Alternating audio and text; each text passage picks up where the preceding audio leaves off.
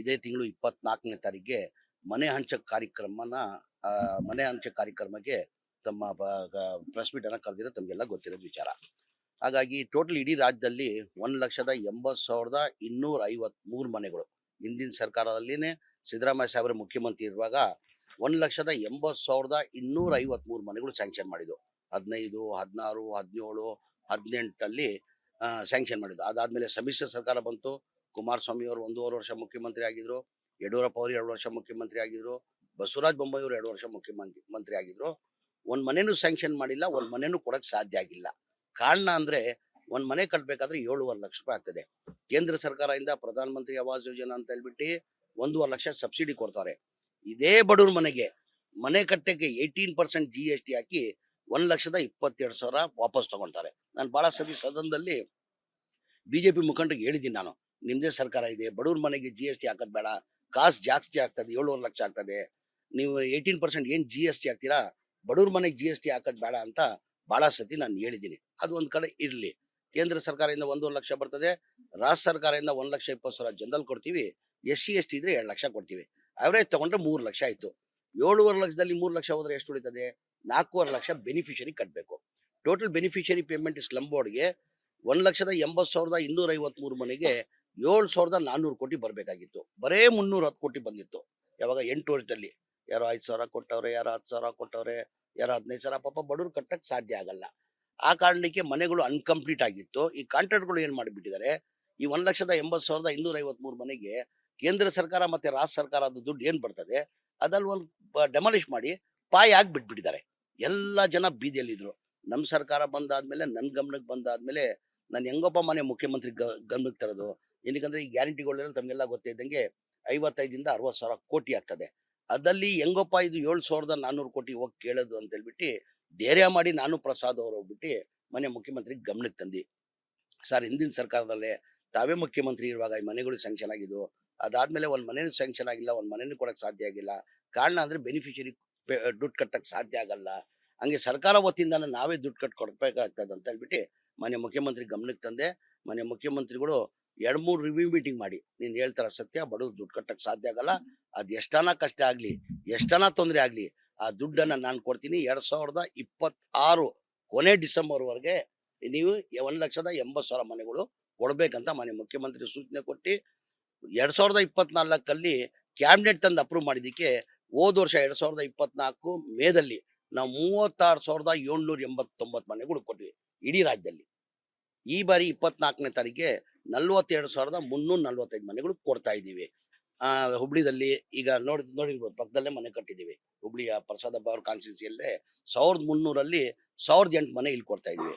ಹಾಗಾಗಿ ತುಮಕೂರಲ್ಲಿ ಕೊಡ್ತಾ ಇದೀವಿ, ಸಿರಾದಲ್ಲಿ ಕೊಡ್ತಾ ಇದೀವಿ, ಯಾದಗಿರಿಯಲ್ಲಿ ಕೊಡ್ತಾ ಇದೀವಿ, ಬೀದರಲ್ಲಿ ಕೊಡ್ತಾ ಇದೀವಿ, ಬಳ್ಳಾರಿಯಲ್ಲಿ ಕೊಡ್ತಾ ಇದೀವಿ, ಚಿತ್ರದುರ್ಗದಲ್ಲಿ ಕೊಡ್ತಾ ಇದೀವಿ. ಇಡೀ ರಾಜ್ಯದಲ್ಲಿ ಎಲ್ಲಾ ಕಡೆ first stage, second stage, third stage ಅಂತ ಮಾಡಿದೀವಿ.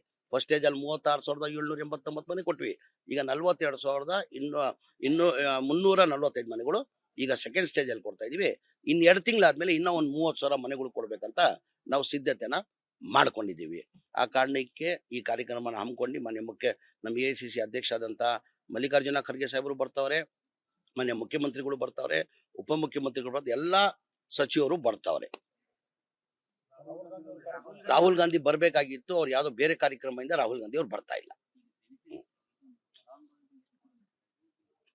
ಈ 1 ಲಕ್ಷ ಕೊಡ್ಬೇಕು, ಅವರಷ್ಟೇ 1 ಲಕ್ಷ ಕೊಡ್ಬೇಕು. 7.5 ಲಕ್ಷದಲ್ಲಿ 1 ಲಕ್ಷ ರೂಪಾಯಿ ಕೊಡ್ಬೇಕು. 4 ಲಕ್ಷ ಏನಿದೆ ಅದು ನಾವು ಸರ್ಕಾರ ವತಿಯಿಂದಾನೆ ಕೊಡ್ಬೇಕಂತ ಕೇಳ್ಬಿಟ್ಟು ತೀರ್ಮಾನ ಮಾಡಿ ಇದ್ ಮನೆಗಳು ಕೊಡ್ತಾ ಇರೋದು. ಇದು ಈಗ ಏನಾಗಿದೆ,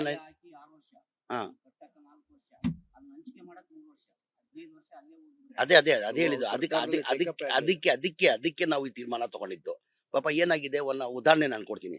ನಾನೇ MLA ಆಗಿದ್ದೀನಿ ಚಾಮರಾಜಪೇಟೆಯಲ್ಲಿ. ನನಗೂ ಒಂದು 2,000 ಮನೆ ಸಂಖ್ಯೆ ಆಗಿತ್ತು. ನಾನಾಗಿ ಜನತಾದಳ MLA ಆಗಿದ್ದೆ.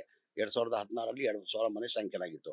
ಆವಾಗ ನಮ್ಮ ಇಂಜಿನಿಯರ್ಗಳು ಹೋಗಿದ್ದಾರೆ, ಜನತಾ ಕಾಲೋನಿ ಅಂತ ಒಂದು ಏರಿಯಾ ಇದೆ, ಅಲ್ಲಿ ಹೋಗಿ ಅವ್ರಿಗೆ ಹೇಳಿದ್ದಾರೆ, ನಿಮ್ ಮನೆಗಳು ಸ್ಯಾಂಕ್ಷನ್ ಆಗಿದೆಪ್ಪ, ಮನೆಗಳು ಖಾಲಿ ಮಾಡ್ಕೊಡಿ, ನಾವು ಕಟ್ತೀವಿ. ಅದ್ ಹೆಂಗೋ ಟಾರ್ಪಲ್ ಹಾಕೋನೋ, ಶೆಡ್ ಹಾಕೋನೋ, ಪಾಪ ಬಡವ್ರು ಹೆಂಗೋ ಒಂದು ಜೀವನ ಮಾಡ್ಕೊಂತಾ ಇದ್ರು. ಅವ್ರಿಗೆ ಏನ್ ಮಾಡಿದಾರೆ, ಅಲ್ವೋಗಿ ಇಂಜಿನಿಯರ್ಗಳು ಕೇಳಿದ್ದಾರೆ, ನೀವು ಖಾಲಿ ಮಾಡಿ, ನಾವು 1 ವರ್ಷದಲ್ಲಿ ಮನೆಗಳು ಕಂಪ್ಲೀಟ್ ಮಾಡಿ ಕಟ್ಕೊಡ್ತೀವಿ ಅಂತ ಹೇಳ್ಬಿಟ್ಟು ಕೇಳಿದ್ದಾರೆ. ಅವ್ರು ಒಪ್ಲಿಲ್ಲ. ಬೇಡಪ್ಪ, ನೀವು ಮಾಡಲ್ಲ, ನಮ್ಗೆ ಆಗಲ್ಲ, ನಮ್ ಕೈಯಲ್ಲಿ ನಾವ್ ಹಿಂಗೆ ವಾಸ ಮಾಡ್ತೀವಿ, ಪರವಾಗಿಲ್ಲ ಅಂತ ಹೇಳ್ಬಿಟ್ಟಿದ್ದಾರೆ. ಇಂಜಿನಿಯರ್ಗಳು ಬಂದು ನನ್ಗೆ ಹೇಳಿದ್ರು, ಸರ್ ಈ ತರ ಜನತಾಗಳಿಂದ 2,000 ಮನೆಗಳು ಸ್ಯಾಂಕ್ಷನ್ ಆಗಿದೆ, ಈ ಮನೆಗಳು ಖಾಲಿ ಮಾಡ್ಕೊಡ್ತಾ ಇಲ್ಲ, ನೀವೇ ಬಂದ್ ಹೇಳಿ ಅಂತ. ಅವಾಗ ನಾನೇ ಜನಗಳಿಗೆ ಅಂದೆ, ಮನೆ ಸ್ಯಾಂಕ್ಷನ್ ಆಗಿದ್ರಿ, 2,000 ಮನೆ ಖಾಲಿ ಅವಾಗ ನಾನು ಅವೇರ್ನೆಸ್ ತರಬೇಕಾಗಿತ್ತು. ನೀವು ನೋಡಿ 4.5 ಲಕ್ಷ ನೀವು ಕೊಡ್ಬೇಕು, ಕೇಂದ್ರ ಸರ್ಕಾರದಿಂದ 1.5 ಲಕ್ಷ ಬರ್ತದೆ, ರಾಜ್ಯ ಸರ್ಕಾರದಿಂದ 1.5 ಲಕ್ಷ ಬರ್ತದೆ, ಮಿಕ್ಕಿದು 4.5 ಲಕ್ಷ ಕೊಡ್ಬೇಕಂತ ನಾನು ಅವೇರ್ನೆಸ್ ಅವ್ರು ತರಬೇಕಾಗಿತ್ತು. ಯಾವ ಮೇಲೂ ತಂದಿಲ್ಲ. ಅವ್ರೇನು ಸರ್ಕಾರ ವತಿಯಿಂದ ಕಟ್ಕೊಡ್ತಾರ ಅಂತ ಹೇಳ್ಬಿಟ್ಟು ಇದ್ದಿದ್ ಮನೆ ಎಲ್ಲ ಡೆಮಾಲಿಷ್ ಮಾಡ್ಬಿಟ್ಟವ್ರೆ. ಪಾಪ ಬಡವ್ರ ಹೆಂಗೋ ಅವ್ರಿಗೆ ಜೀವನ ಟಾರ್ಪಲ್ ಹಾಕೋನೋ ಮತ್ತೊಂದು ಹಾಕೊಂಡು ಪಾಪ ಅವ್ರ ಕೈದಲ್ಲಿ ಹೆಂಗೋ ಜೀವನ ಮಾಡ್ತಾ ಇದ್ರು. ಪಾಪ ಖಾಲಿ ಮಾಡ್ಬಿಟ್ಟು ಏನ್ ಮಾಡಿದಾರೆ, ಬಹಳಷ್ಟು ಕಡೆ ನಾನು ನೋಡಿದೀನಿ, ಎಲ್ಲಾ ಕಡೆ ನಾನು ವಿಸಿಟ್ ಕೊಟ್ಟೆ, ಕಣ್ಣಲ್ಲಿ ನೀರು ಬಂತು ನನಗೆ. ಬಹಳಷ್ಟು ಕಡೆ ಹೋದ್ರೆ ಎಲ್ಲೆಲ್ಲಿ ಮನೆಗಳು ಡೆಮಾಲಿಷ್ ಆಗಿದೆ ಅಲ್ಲೇ ಪಕ್ಕದಲ್ಲಿ ಒಂಥರ ಟೆಂಟ್ ಹಾಕಿ ಮಕ್ಕಳು ಅವರು 5 ಜನ 6 ಜನ ಅಲ್ಲೇ ವಾಸ ಮಾಡ್ತಾರೆ. ಅದೇ ನೋಡ್ಬಿಟ್ಟು ನಾನು ಮನೆ ಮುಖ್ಯಮಂತ್ರಿ ಗಮನಕ್ಕೆ ತಂದು ನಾನು ಹೇಳ ಸರ್ ಬಡವ್ರು ಕೊಡಕ್ ಸಾಧ್ಯ ಆಗಲ್ಲ, ಈ ಮನೆಗಳು ನಾವು ಸರ್ಕಾರ ವತಿಯಿಂದ ಕಟ್ಕೊಡ್ಬೇಕಂತ ತೀರ್ಮಾನ ಮಾಡಿದ್ವಿ. ಇದಕ್ಕೆ ನಾನು ಮಾಧ್ಯಮ ಸ್ನೇಹಿತರಿಗೆ ಕೇಳಿದ್ರು, ಇದೇನಿಗೆ ಬಿಜೆಪಿ ಅವ್ರು ಮಾಡಿಲ್ಲ? ಅವಾಗ ಯಾವ ಗ್ಯಾರಂಟಿನೂ ಇಲ್ಲ ಬಿಜೆಪಿ ಅವ್ರಿಗೆ. ಬಿಜೆಪಿ ಅವ್ರಿಗೆ ನಮ್ಗಂತೂ ಗ್ಯಾರಂಟಿ ಒತ್ತಡ ಇದೆ. ಈ ಬಿಜೆಪಿ ಅವ್ರು ಹೇಳ್ತಾರೆ ಈ ಗ್ಯಾರಂಟಿಗಳು ಕೊಟ್ಟಾದ್ಮೇಲೆ ಕಾಂಗ್ರೆಸ್ ಸರ್ಕಾರ ದಿವಾಲಿ ಆಗಿದೆ, ಏನೂ ಅಭಿವೃದ್ಧಿ ಕೆಲಸ ನಡೀತಾ ಇಲ್ಲ. ಇದಕ್ಕಿಂತ ಒಳ್ಳೆ ಕೆಲಸ ಏನ್ರಿ ಇದು? 36,780 ಮನೆ ಕೊಟ್ಟಿದ್ದೀವಿ, ಈಗ 42,000 ಮನೆಗಳು ಕೊಡ್ತಾ ಇದೀವಿ, 80,000 ಮನೆಗಳು ಕೊಟ್ಟಿದೀವಿ.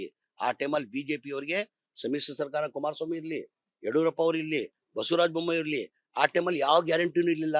ನಾವು ಜನಗಳು ಚುನಾವಣೆ ಟೈಮಲ್ಲಿ ಇದು ಕೊಟ್ಟಿಲ್ಲ, ಮಾತು ಕೊಟ್ಟಿಲ್ಲ. ನಾವು 5 ಗ್ಯಾರಂಟಿಯನ್ನ ಘೋಷಣೆ ಮಾಡಿದ್ವಿ, 5 ಗ್ಯಾರಂಟಿ ಕೊಟ್ಟಿದ್ವಿ. ಅದ್ರ ಜೊತೆಯಲ್ಲಿ ಬಡವ್ರಿಗೆ ಮನೆ ಕಟ್ಕೊಡ್ತೀವಿ ಅಂತ ನಾವು ಘೋಷಣೆ ಮಾಡಿಲ್ಲ ಚುನಾವಣೆ ಟೈಮಲ್ಲಿ. ಅಂದ್ರೆ ಬಡವ್ರ ಬಗ್ಗೆ ಕಾಲೇಜ್ ಇದ್ದಿದ್ದಾನೆ ಅವ್ರು ಮಾಡ್ಬೋದಾಗಿತ್ತಾನೆ. ಈಗ ಬಿಜೆಪಿ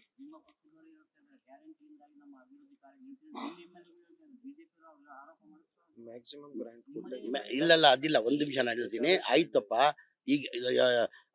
ಈಗ ಮನೆಗಳು ಹೆಂಗ್ ಕೊಡ್ತಾ ಇದೀವಿ ನಾವು? ಈಗ ಬಿಜೆಪಿಲಿ ಯಾವ ಗ್ಯಾರಂಟಿನೂ ಇಲ್ಲ ಅಂತಾನೆ. ಎಲ್ಲ ಒಂದ್ ಕಡೆ MLA ಅದೇನಾಗಿದೆ 2013 ಹಿಡ್ಕೊಂಡು 2014 ಎಲ್ಲಾ ತಾಲೂಕಲ್ಲಿ ಸಿದ್ದರಾಮಯ್ಯ ಅವ್ರು ಏನಾಗಿದ್ದಾರೆ, ಅವಾಗ ಒಂದೊಂದು ಕಾನ್ಸ್ಟಿಟ್ಯೂನ್ಸ್ಗೆ ಒಂದು ತಾಲೂಕಿಗೆ 5 ವರ್ಷಕ್ಕೆ 1,000 ಕೋಟಿ, 1,500 ಕೋಟಿ, 2,000 ಕೋಟಿ ಕೊಟ್ಟಿದ್ರು ಅಭಿವೃದ್ಧಿ ಕೆಲಸಕ್ಕೆ. ಅದೇ ಆಸೆ ಬಹಳ ಜನ MLA ಇಟ್ಕೊಂಡಿದ್ದಾರೆ, ಈಗಲೂ ಕೊಡ್ತಾವ್ರೆ. ಮೊನ್ನೆ ಎಲ್ಲರಿಗೂ 50 ಕೋಟಿ ಕೊಟ್ಟವ್ರೆ, ಈಗ 75 ಕೋಟಿ ಕೊಡ್ಬೇಕಂತ ತೀರ್ಮಾನ ಮಾಡಿದ್ರೆ. ನಾನು ಬಹಳಷ್ಟು ಕಡೆ ನೀವ್ ಹೇಳ್ತಾ ಇದ್ರಲ್ಲ, ನಾನು ಹೋದ್ ವರ್ಷದ ನಾನು ಲೆಕ್ಕ ಹೇಳ್ತೀನಿ. ನಾನು 2025 ಜಿಲ್ಲಾ ಕಾರ್ಯಕ್ರಮ ಮಾಡ್ತೀವಿ, ಉದ್ಘಾಟನೆ ಕಾರ್ಯಕ್ರಮ ಮತ್ತೆ ಗುದ್ಲಿ ಪೂಜೆ ಕಾರ್ಯಕ್ರಮ. ನನ್ನ ಅನಿಸಿಕೆ ನಾನು ಹೋಗಿರೋದ್ ಕಾರ್ಯಕ್ರಮ 7-8 ಜಿಲ್ಲೆಗೆ ನಾನು ಹೋಗಿದ್ದೀನಿ. ನಾನು ಕೊಪ್ಪಳಕ್ಕೆ ಹೋಗಿದ್ದೆ, 1,610 ಕೋಟಿದು ಉದ್ಘಾಟನೆ ಕಾರ್ಯಕ್ರಮ, ಗುದ್ಲಿ ಪೂಜೆ ಕಾರ್ಯಕ್ರಮ ಮಾಡಿದ್ರು. ಮೈಸೂರಲ್ಲಿ 2,500 ಕೋಟಿ ಉದ್ಘಾಟನೆ ಕಾರ್ಯಕ್ರಮ, ಗುದ್ಲಿ ಪೂಜೆ ಕಾರ್ಯಕ್ರಮ. ದೊಡ್ಡಬಳ್ಳಾಪುರಲ್ಲಿ 1,900 ಕೋಟಿ. ಆತರ ಎಲ್ಲಾ ತಾಲೂಕಲ್ಲಿ ಮಾಡ್ಕೊಂಡು ಬರ್ತಾವ್ರೆ.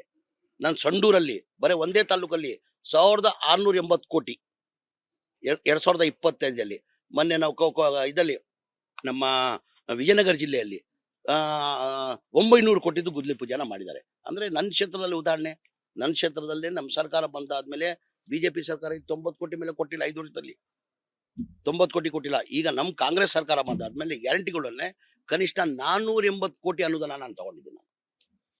480 ಕೋಟಿ ಅನುದಾನ ನಾನು ತಗೊಂಡಿದ್ದೀನಿ. ಅಂದ್ರೆ ನಾನು ಹೇಳೋದು ಏನಪ್ಪಾ ಅಂದ್ರೆ,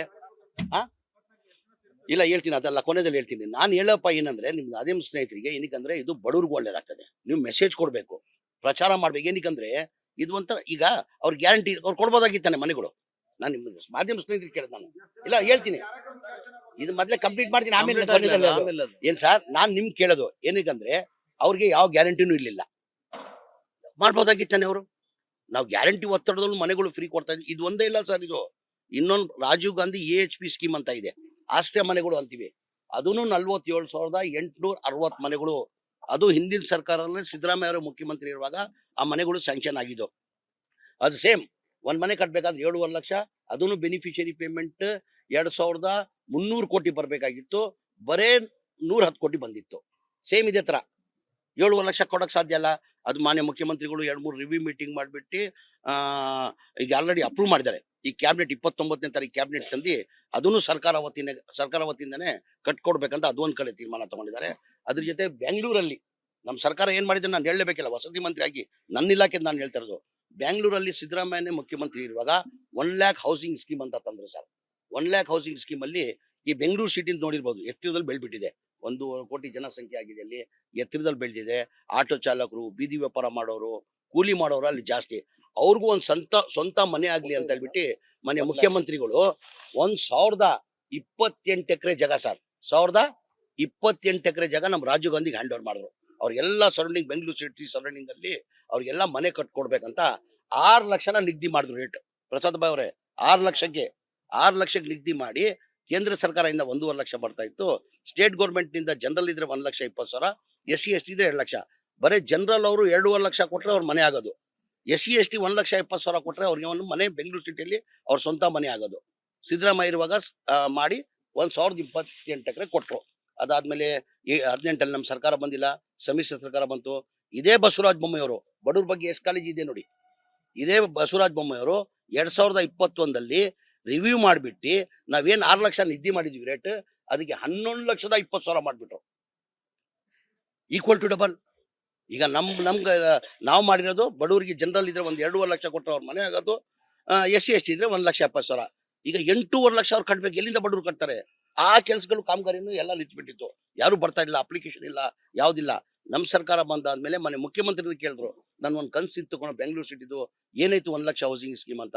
ನಾನು ಹೇಳ್ದೆ, ಸರ್ ತಾವು 6 ಲಕ್ಷ ನಿಗದಿ ಮಾಡಿದ್ವಿ ರೇಟ್, ಈ ಬಿಜೆಪಿ ಸರ್ಕಾರದಲ್ಲಿ ಬಸವರಾಜ ಬೊಮ್ಮಾಯಿ ಅವರು ರಿವ್ಯೂ ಮಾಡಿಬಿಟ್ಟು 11,20,000 ಈಕ್ವಲ್ ಡಬಲ್ ಮಾಡ್ಬಿಟ್ಟವ್ರೆ. ಯಾರು ಮುಂದೆ ಬರ್ತಾ ಇಲ್ಲ ಸರ್. ಪಾಪ ಬಡವರು ಎಲ್ಲಿಂದ ಕಟ್ಟಕ್ಕಾದ? 2 ಲಕ್ಷ ಕೊಡೋದೇ ಕಷ್ಟ. ಅವರು 8.5 ಲಕ್ಷ ಎಲ್ಲಿ ಕೊಡ್ತಾರೆ?